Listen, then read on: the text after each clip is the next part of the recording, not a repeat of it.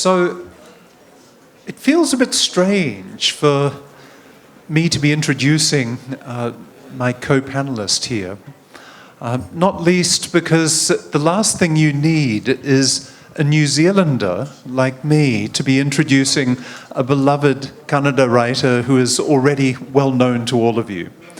But I think given that what we're going to talk about, it's actually fitting that Vivek should be speaking to someone who comes from a place very far away about his literature and the question of translation in general. Vivek Shanbhag, as you know, is a writer, an extraordinary writer of short stories, of novellas, novels.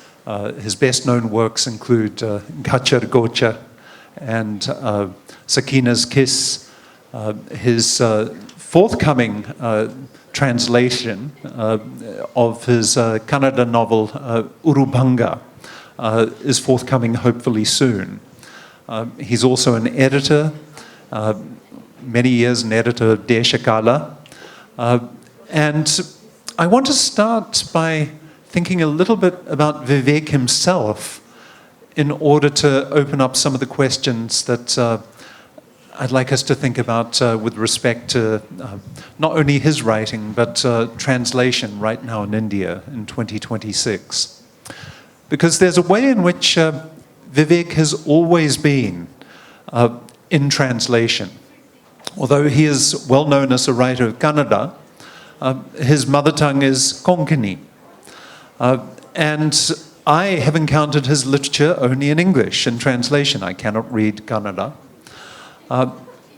He has an extraordinary history of relation with his translator, Srinath Perur, who has done an extraordinary job of collaborating with Vivek on the translations of Gachar Gochar and Sakina's Kiss and now Urubanga.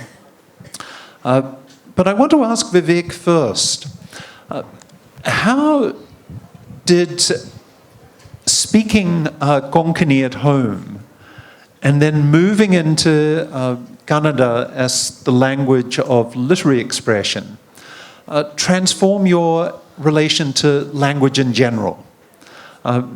Because you're not simply writing in Kannada. Is there a ghost of Konkani in what you do?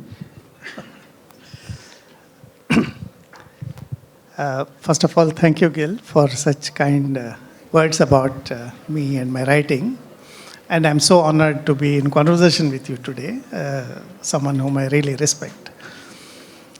Yeah, coming back to your question, it is, frankly, I was not aware that I was using two languages when I was actually using it in my childhood. It's actually much later that I was aware that I'm using more than one language.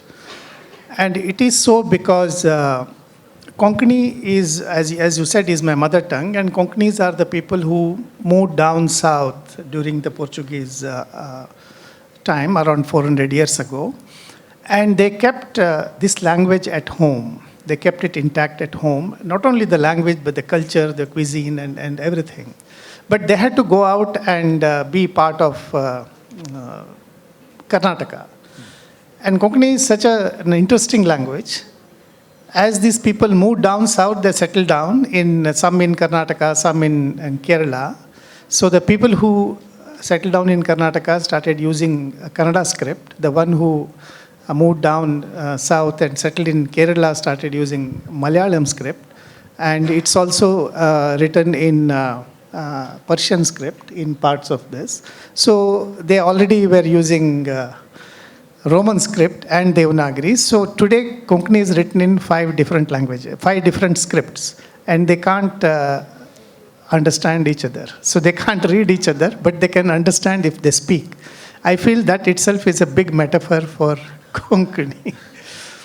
Coming back to your question again, I feel that once I was aware of this, that there is something, not just 2 languages. I grew up with 5 languages because there was Marathi at home, and also then growing up Hindi and so on, and English in school later on. there is something, there was something in my mind that was always lingering, the awareness of the other, Yes. especially the language. And I'll give you an example for this. When I first read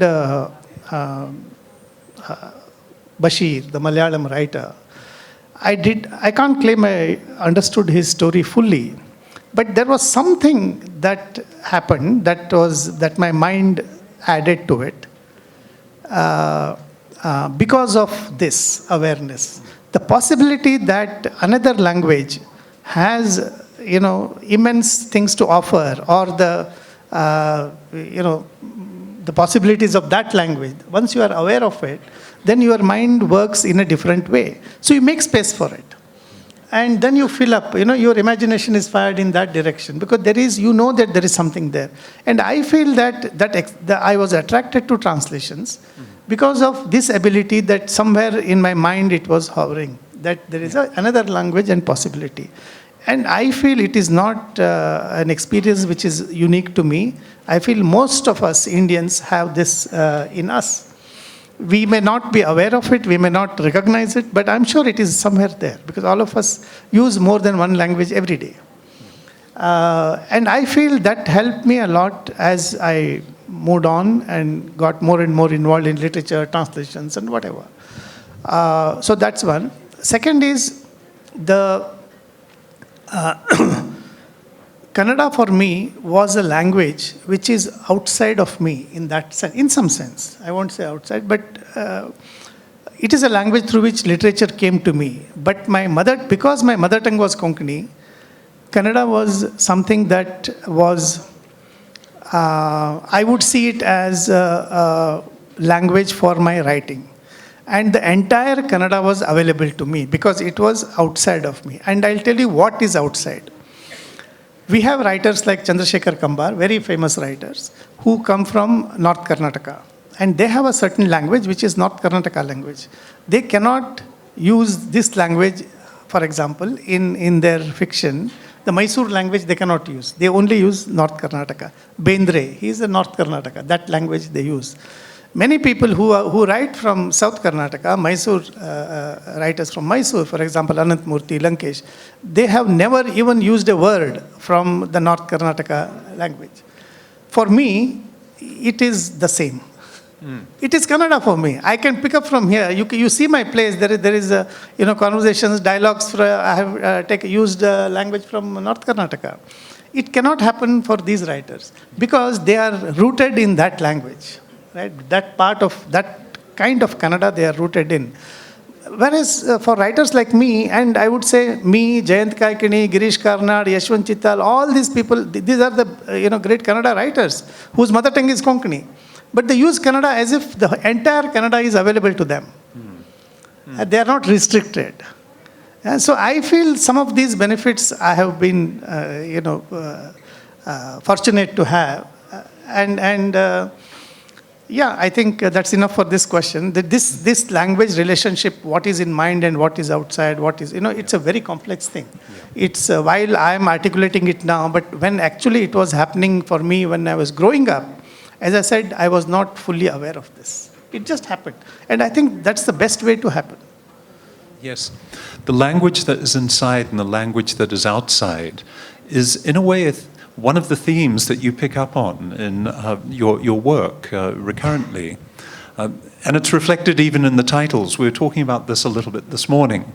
That Gachar Gochar, yes, Kannada novella, but it's a very private phrase that has been coined by one of the characters and is not understood by her husband until she explains it to him. And even Sakina's kiss is a mistranslation of something that has been written down and misunderstood by those who read it. So I wanted to ask you about where translation doesn't work, where mistranslation is actually what characterizes the relations between people, between self and other. Yeah, actually, we are haunted by things that we don't fully understand. And I would put this in that category. Yeah. And fiction is all about this, right? You try to unravel certain things and mystery. So what cannot be translated, I would say that will fall under that space where you would create some scope for the imagination of the reader. And one has to handle this very delicately, carefully. And you talked about my relationship with Srinath, and I think that has, something that has helped us to achieve this in the translations. Because my discussions with my translator is not about what is the meaning of a sentence or a word which he understands, but it is always about the construction of a work.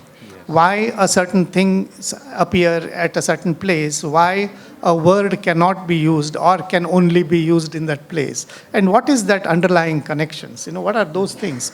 So our discussions are on that, so that he understands and translates.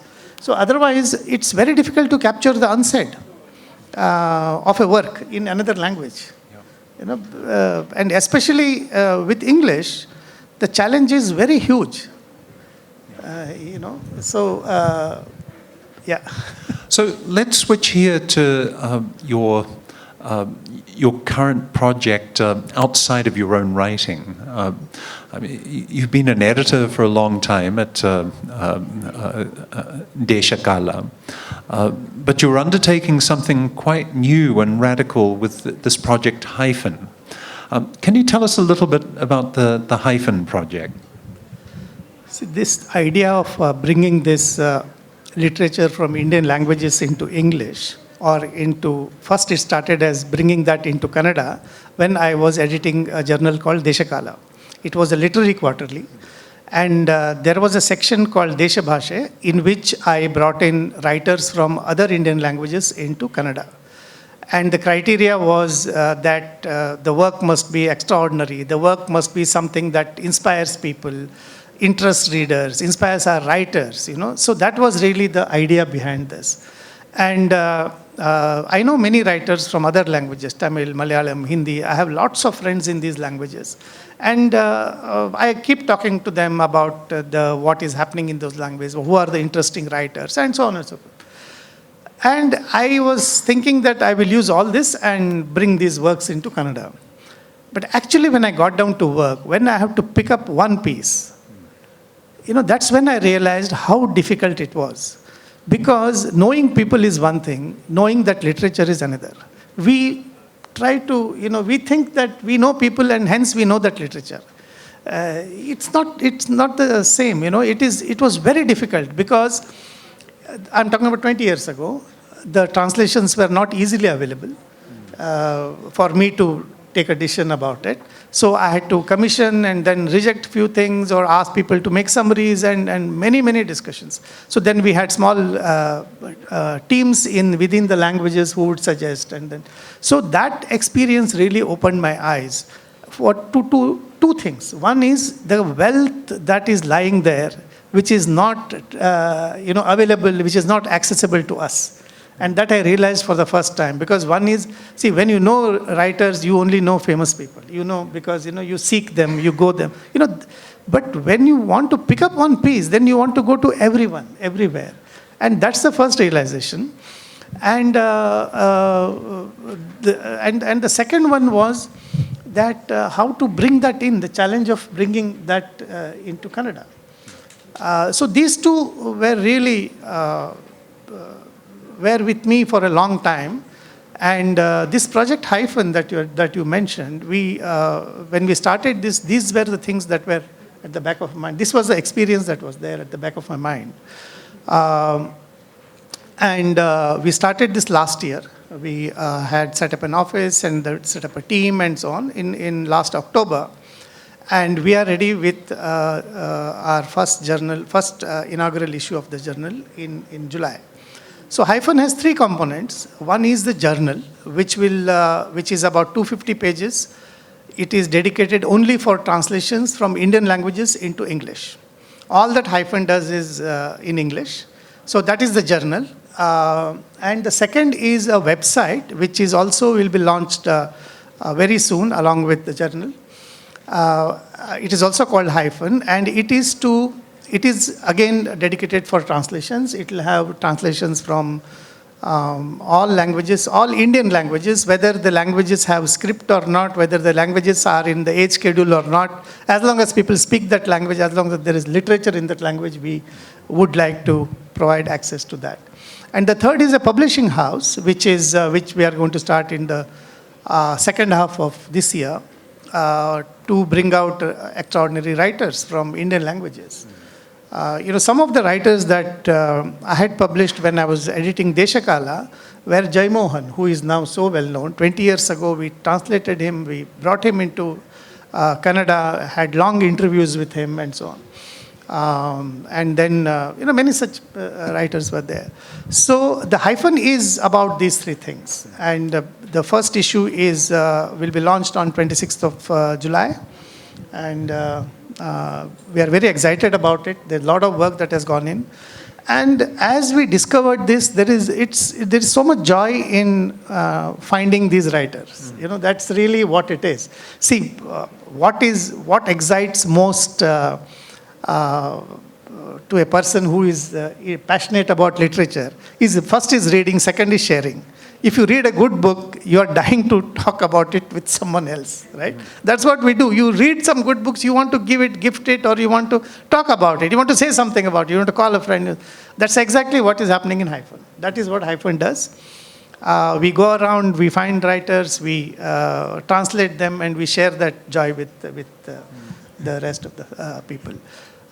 So that's what is Hyphen about, and yeah. So, having been editor of Deshakala and now taking on the Hyphen project, I'm sure the question looms large for you. Which language should an Indian language piece of literature be translated into?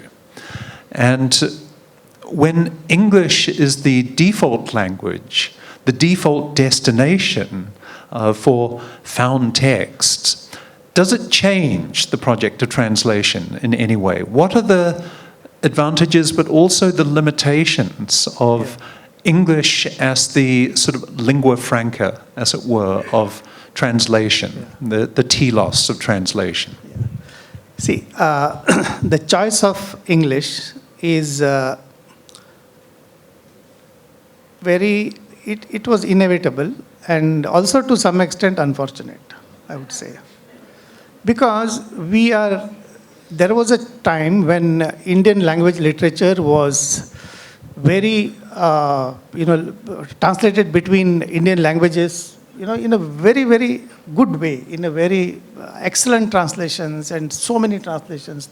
New writing was being translated. All that was happening between Indian languages. And in the last 50 years, we have lost it. And we have lost for various reasons. One is the political rhetoric on languages.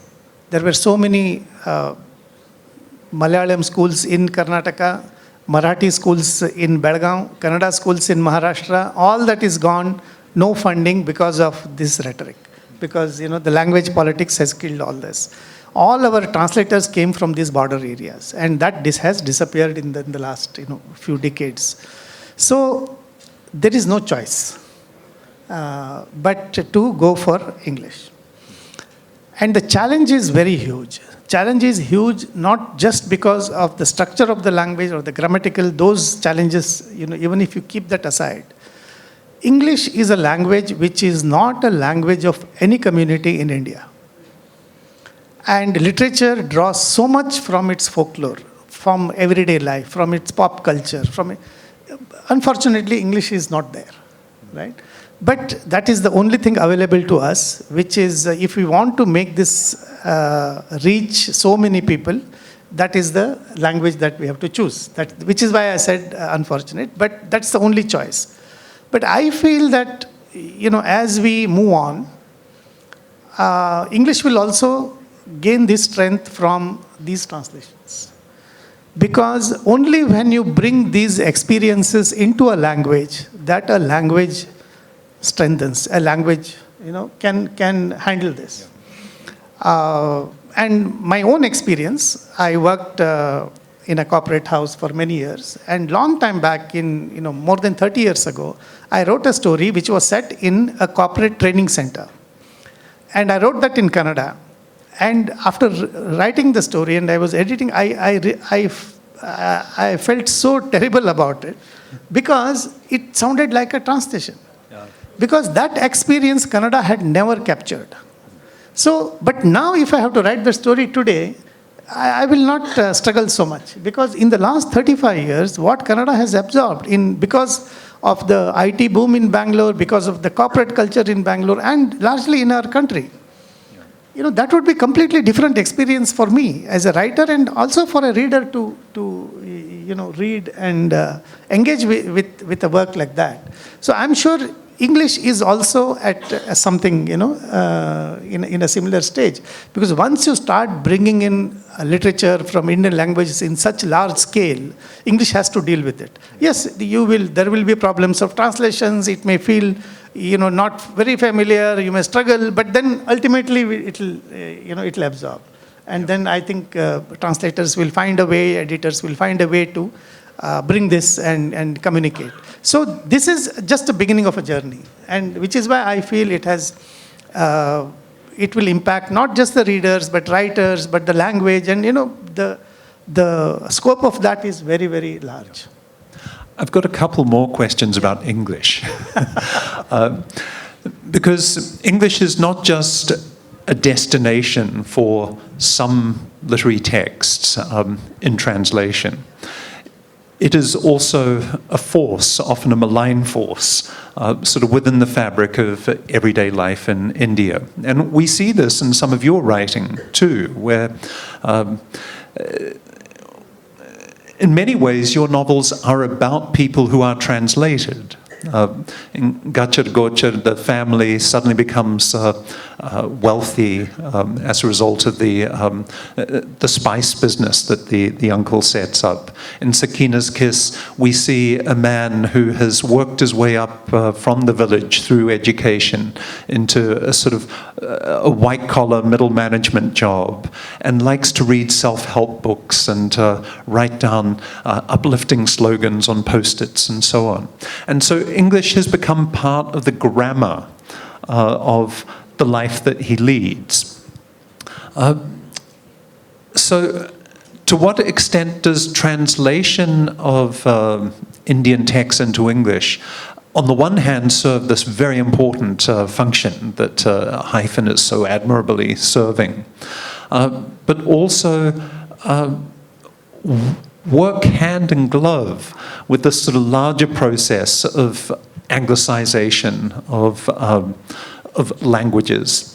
I mean, I notice it in my students a lot, and I don't think it's necessarily a bad thing. But I've tried to learn Hindi. I've been taught sort of should Hindi by various misguided teachers who are trying to teach me a language that people don't speak nowadays. And so when a student said to me one day, "Biti mat de yaar," and I said, "Biti." I was trying to think, what Sanskrit word does biti relate to? Biti. Don't give a, what's a biti? And she said, "Bad trip." Biti, matlab bad trip. Biti mat de yaar. So there are ways in which language has been, Indian languages have been transformed. People are translating into English in all sorts of ways. So that's my first question. How do we recognize the effects of English on Indian languages that doesn't revert to a kind of nativist purity, that allows for connection with the other, the outsider, but at the same time is capable of critiquing certain arrangements of power that might come with the acquisition of English? See, the English is not just a language for us Indians. It is much more than that. It's a kind of, it's used as a tool to exclude people. It gives you access to a certain thing. Yeah. The relationship is very complex. The Indian languages have taken English and have dealt with it in their own way. And they, for example, they mock English in a certain way. Yeah. But English can't do that with them, because then people think that, you Englishmen, it is not taken kindly. While if you do the other way, it works. So there is a way in which Indian languages have engaged with English and they have made it their own. And for example, the tech writers community, they can read all the works of, anything they wish to read in English, but the other way is not possible. So there is always that communication, gap, that you have read me, but you can't read me. I have read you, but you can't read me. So this is, I've just given 2 examples, but it is there in every sphere of life. So English is something that creates complex, in people, all kinds of things. So relationship with English is, I can't say it in 1 minute now, but I probably feel that it can only come out well in fiction rather than in a... otherwise, everything, I would give some examples and simplify it. There is a danger, because it is so deep-rooted. It is so deep-rooted. It is a language of aspiration. It's a language of power. It's a language of everything. Yeah. Just to see and force people to see it as a language only for literature is very foolish to do that. But what I'm saying is that through translations, it is possible to make that language more closer and dearer than how it is played out in the social realm. Right. It is possible, because then you see your own experiences being, articulated in that language. It makes you feel something about that language and makes it, dearer, is what I feel. I think that's... So my second question about English is about what kinds of texts find their way into English. Because it strikes me, my early encounters with Hindi and Urdu literature were all mediated through English. And I fell in love with Manto, I fell in love with Chugtai through English translation. And I was being exposed to something radically different from what I'd encountered before. But, on the other hand, in a way it wasn't surprising that their texts had been translated into English, because both Manto and Chugtai had read a lot in English, as well as in French and Russian, also in English translation. But they had acquired a certain grammar of thought that comes with English and European narrative forms. And I'm not saying that it's easy to translate Manto or Chugtai. I've seen very bad translations of Manto into English. But there was something about Manto's short stories that suited English translations for readers familiar with, Baudelaire, with Gogol, etc. I've been pleasantly shocked by some of the newer translations I'm seeing in English of Hindi literature. I just want to take a moment to recommend to everyone Udayan Vajpayee's most recent novel. Its name is Karas in Hindi. It's been recently translated by Poonam Saxena. And it's unlike any novel I've ever read in English, because its form is really quite different. I can only describe it as a honeycomb form, which closely resembles the form of life in a village in Uttar Pradesh. And it's made me wonder what I've thought of as my encounters with Indian literatures and translation are often encounters hitherto with something that I'm already to a certain extent formally familiar with. What are we missing out on in Indian literatures that don't necessarily land easily in English because they're formally so different, and yet they're extraordinary and beautiful and resonant? I'm sure you found this with Jay Mohan, for instance, when you were translating into Kannada, that certain texts require certain feats of translation to get into English that others don't. Really, because to give you another example of this is Nayar Masood, such a great Urdu writer. His stories written in the 60s are perfect examples for magical realism. but he was never discussed in India till much later. But you see his works and the date of publication. One is surprised by this. So I feel it is not just see, the world is the writers respond to the world and we share the world. It is the importance of this, or the joy of this, is that each one of our languages respond to these things in our own way, and which is what is really important, that we, our worldview is enriched by this. And so I'm sure that if you really see, for example, what was happening in Latin America and why that movement of magical realism came up, it was in the 60s. And Nayar Masood was writing like this. And Urdu is such a language so much amenable to magical realism. There's I can't think of any other Indian language, maybe Malayalam, but not other languages. So these are some of the things, Again, I must also say that, see, it is because of certain historical necessities that we put together and want to see everything as Indian literature. Yeah. It's very difficult to put all of them and put a frame around it. Because each one of these literatures, whether you take Malayalam, Kannada, each one of them have their own traditions and such unique things to offer.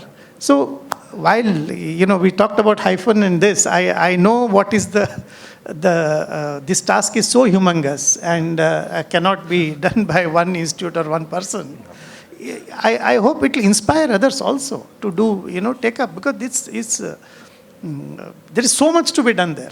There's so much to be, so much available for us to access and read. And I get very excited when I read a writer. Like, in the morning we were discussing about Udayan. When you mentioned Udayan's work, it is, I want to read it immediately. It's translated into English as "Love is participation in eternity," which is so different from the Hindustani title. Anyway, we have time, I think, for a couple of questions. If anyone wants to, yes. Of what they're writing.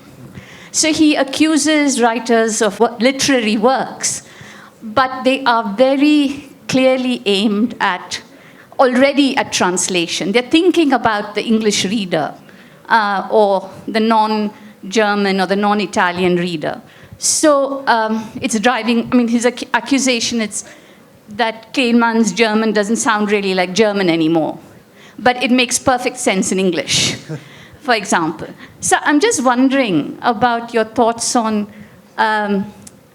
when this happens, and I hope Hyphen enjoys huge success, but I think this is something to think about. What happens when writers writing in Indian languages, if they move as a result of the success of Hyphen towards thinking about writing in a translatable way already? It depends on what a writer sees as a success. All right? For me, success is when you really, when you are satisfied with what you have written. That is really success. And it's very difficult to achieve that success. Every writer knows what she or he has written is good or not good, good enough or not good enough. That is, all of us know it. Yeah? We might publish despite that. That's a different matter. Because you are also a reader. You also have a certain sense inside you, and then you can make out what you have done. Because all of us are also aware about our limitations. It's one thing. Again, coming back to this, as I said, depends on what you see as success. Fortunately for Indian language writers, if you just go by the numbers, the number of readers that they have in English is much less than the number of readers that they have in their own languages. You take, for example, in Malayalam, there is a writer called Benjamin. His books have been sold 4 lakh copies.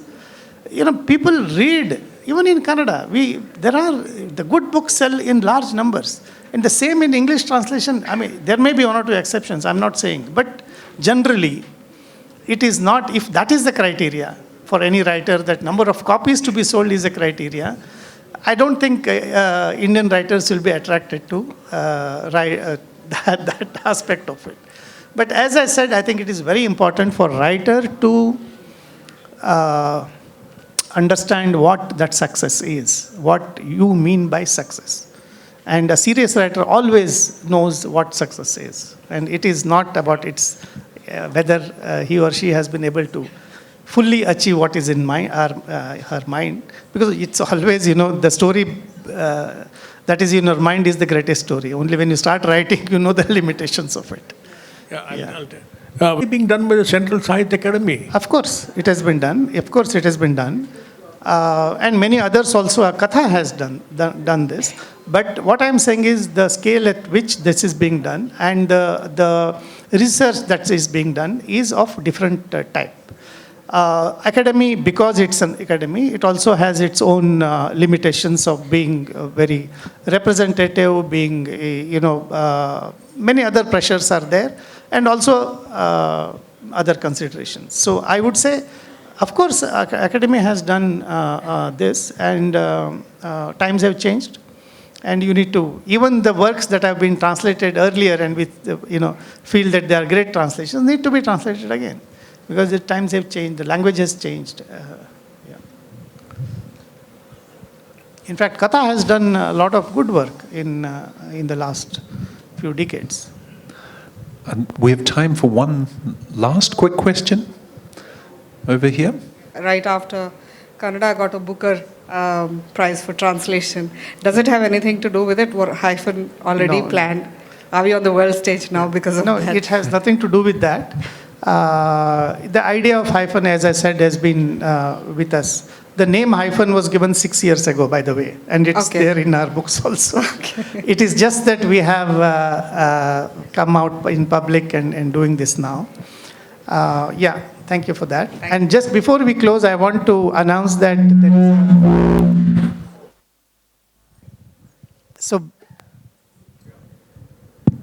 before we close, I want to announce that there is a desk outside. There are people who can explain to you what Hyphen is if you want more information. You can also subscribe. You can also pre-order your copy. 26th July is the first issue of Hyphen will be out. Thank you so much. And thank you, Gil, for wonderful. Thank you, Vivek.